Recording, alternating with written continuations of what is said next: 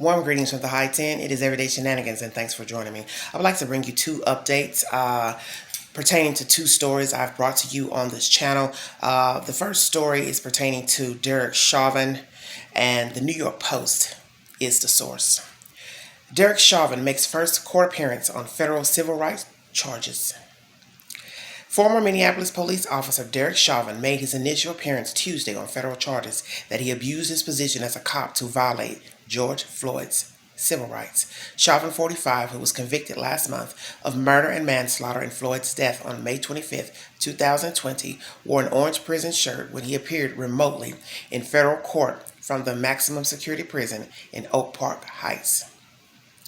He wore a surgical mask at first, but took it off when U.S. Magistrate Judge Becky Thorson said he could, then occasionally jotted down notes and answered the judge's questions.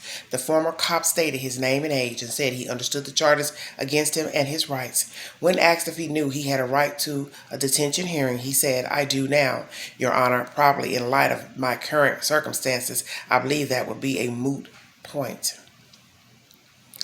After a short off-record confab with his lawyer, Eric Nelson, Chauvin waived his right to a detention hearing, and Thorson ordered him to federal custody. The Minnesota Department of Corrections confirmed that he will be in federal custody, but will stay in the state slammer.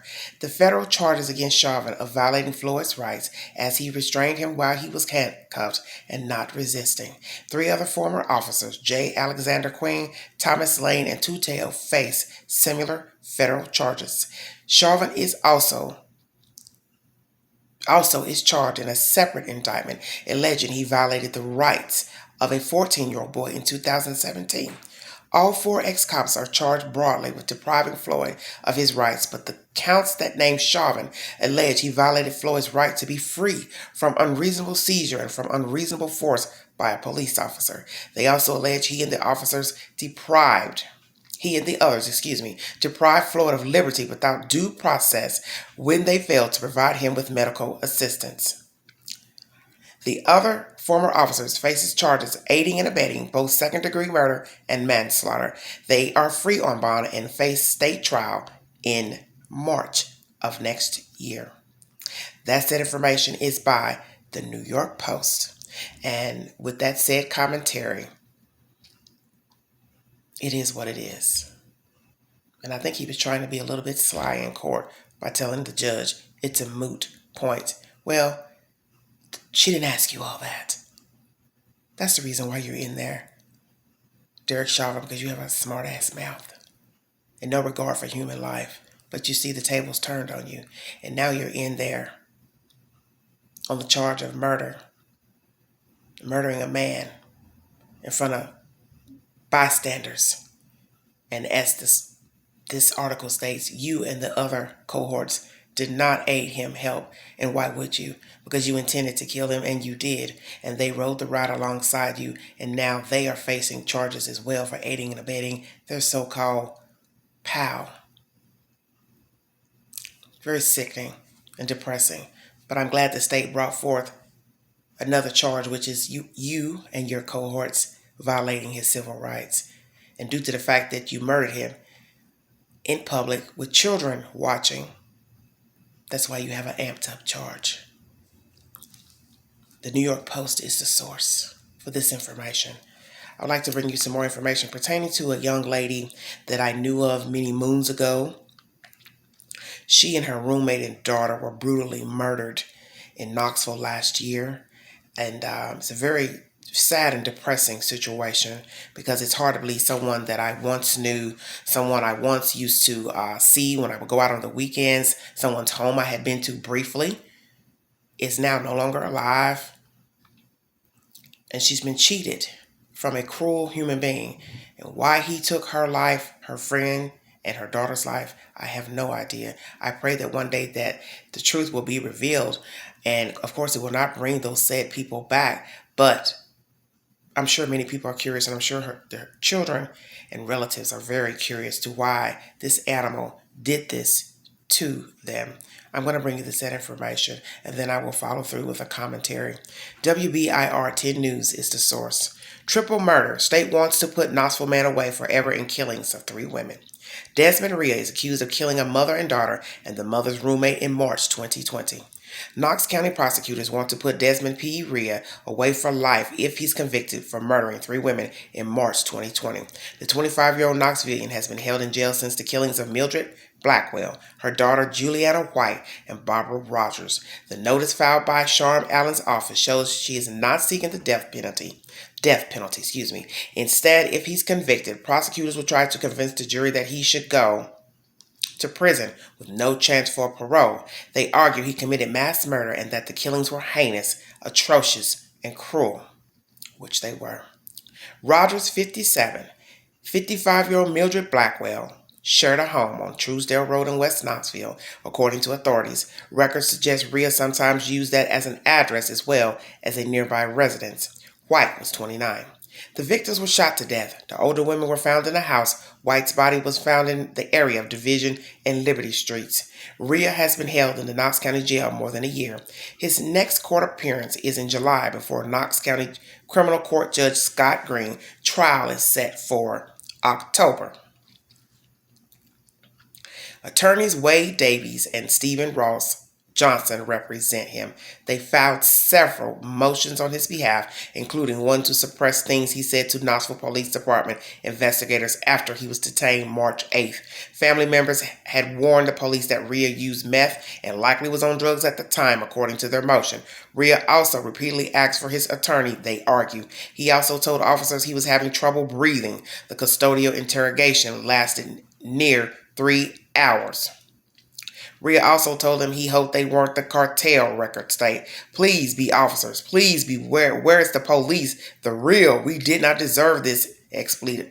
They said, Rhea told KPD during the interview.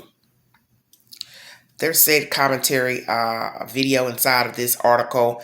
And also in the previous article I brought you pertaining to Derek Chauvin, there's also pictures in that post by the New York Post. This guy is a younger guy, as you can see, 25. How they got hooked up with him is a mystery to me. I wondered that then when I first read the story of Mildred, Millie is what we called her, Millie. When Millie, the article came up of Millie, her friend, and her daughter being murdered, first thing I thought was, why did he kill them? How did they know him? And so it has been stated that he stayed or used their address and also used another residence as a form of an address that's close by. And I do know that that's where he was apprehended after murdering these women. They found him at that other said address, which I think is around the corner from Truesdale. For those of you who are familiar with the Northwest address off of Western Avenue, the said subdivision. And over the years, I've known many people who have lived over there in that said subdivision. And I hadn't heard a lot of really bad things about that area. Maybe, some drug-related things that I believe took place over there a few years ago where they shut down a house that had a lot of overdoses. But nonetheless, it's a quiet area. And like anywhere, you will have problems no matter where you are, whether you're in a home, apartment complex, so forth. But this guy obviously knew them and used their address or stayed with them on and off, I cannot say. And when I get that information, I will bring it to you. But anyway, he used their address possibly for business or stayed there periodically, whichsoever they knew of him. The sick part is, why did he kill all 3 women? Because he killed the 2 women in the home. And then he took the daughter. I don't know if he killed her there and then put her in the car or forced her into the car and then dumped her off of Liberty Street, which was so atrocious, as this article states, to murder 3 women and then take the 3rd one and he throwed her out into the street. That's where they found Millie's daughter, was in the damn street like she was garbage, which she was not. And she also was a mother to children. And this was just a heinous act times 3. Murdering 3 women same night, circumstances unknown to me. And it was sad hearing and seeing the people talk about Millie and her friend and the daughter on Facebook, TV interviews. All for what? What did you gain, Mr. Rhea? Nothing. because you're going to die in prison for murdering these people who 9 times out of 10 were nice to you, kind to you, let you stay in their home. God forbid what else they did for you. And I won't doubt that they probably helped them out, gave them money, rides, whatever. That's why I said, and I preach this all the time, you don't know people. And the age difference should be point number one. He was too young to be in their company. That's why I said I never knew how they knew him for him to murder them. I didn't know if he was friends with the daughter or if the daughter was dating him. And I didn't get much information at the time why this crime took place. But as you see now, you're hearing that the family has said that they believe he used meth at the time of the murder. And perhaps he was high, out of his head, but still, a lot of people get high, use drugs, and they don't kill people. There's people who stay high all day long, and they don't murder people. And I'm not saying that drugs are not hallucinogenics, but nonetheless, that shouldn't have happened to those 3 ladies.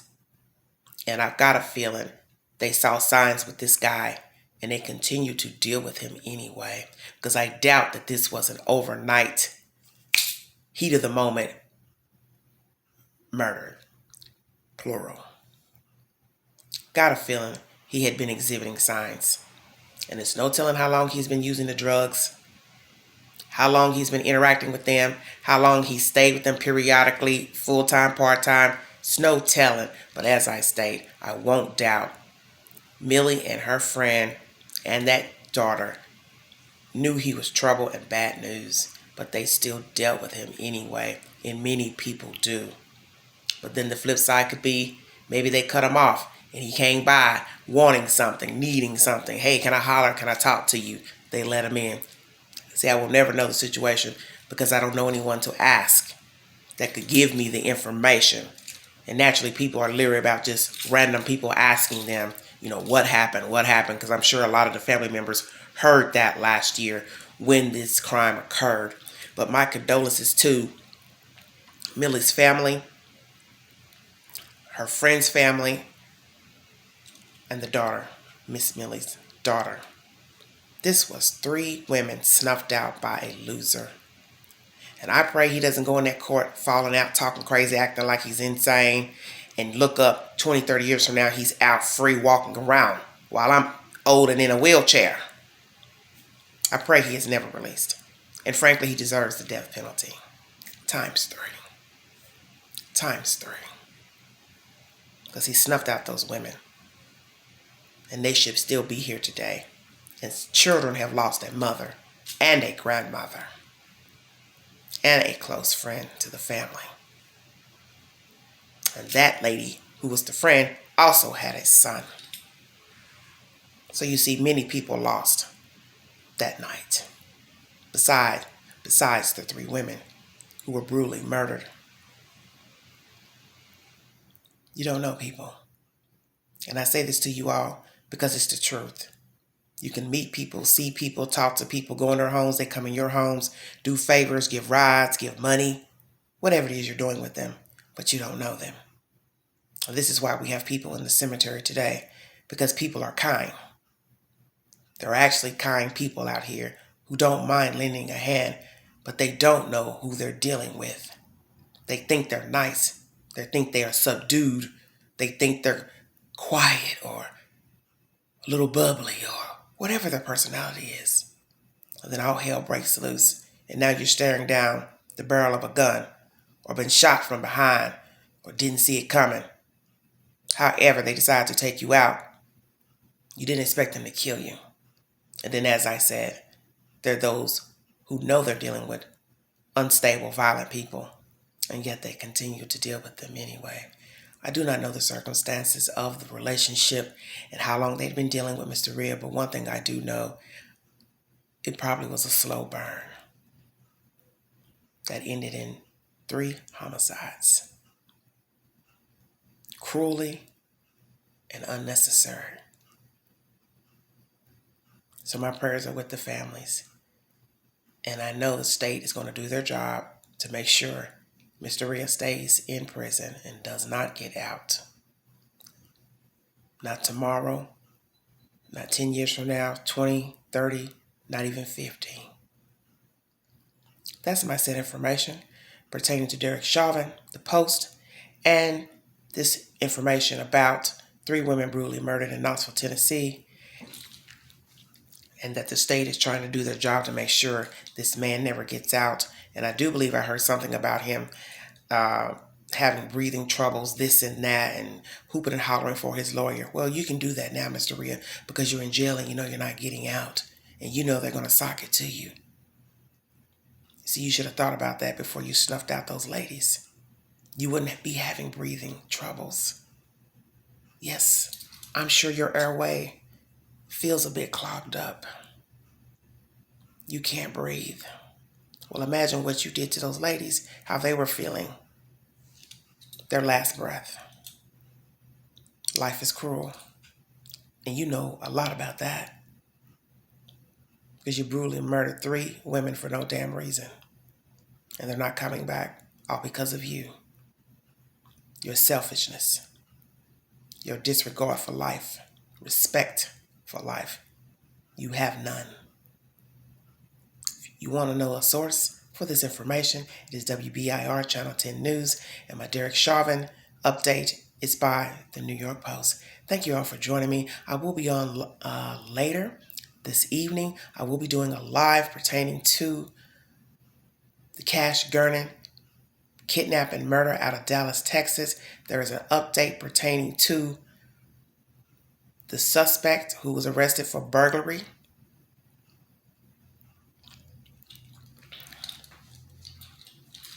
And kidnapping, and that is Darian Brown, 18 years of age. His lawyer has spoken on his behalf and has declared him a schizophrenic with serious mental disability, a serious disability. And I will bring you that said information with a source, and then I will go into my commentary, and you are welcome to join the panel to give your opinion pertaining to the latest update. And once again, another heinous and atrocious murder, and this one is of a child. So join me later live on the Cash Gurnan case, and thank you for joining me. God bless all of you. Please be safe, and this is Everyday Shenanigans.